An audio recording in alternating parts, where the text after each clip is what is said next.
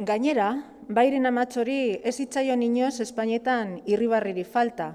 Ez da hizkuntza arrotz batean bere kolkorako kantatzen zuen abestiren bat ere. Kontu gehiagoz begiratu izan baliote, itzalik ez zuela uhartuko ziren, baina hori ere ezen nabaria. Eguzkiak salatu ezin zuen lekuetan ibili oizelako ia egun guztian. Baina maitagarrien ipuin askotan gertatzen den lez, gauzak okertu egin ziren. Horregatik dira hain interesgarriak istorio horiek. Bat batean, Bairen Amatxo hil egin zan, hura bai ezusteko tristea.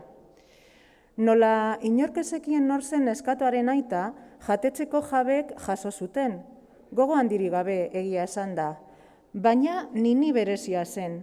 Ez zuen sekula negar egiten eta modu arrotzez begiratzen zion jendeari.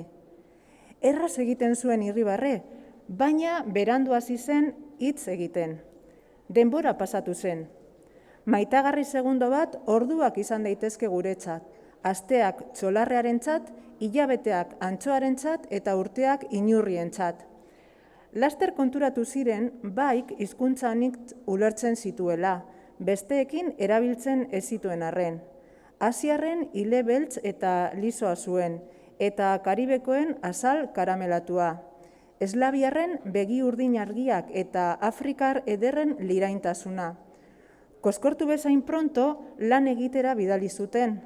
Orain erratxa pasa, gero liziba egin. Orain patatak zuritu, gerozeago arrautzak irabiatu. Orain mailak prestatu, gerozeago maitresnak jaso.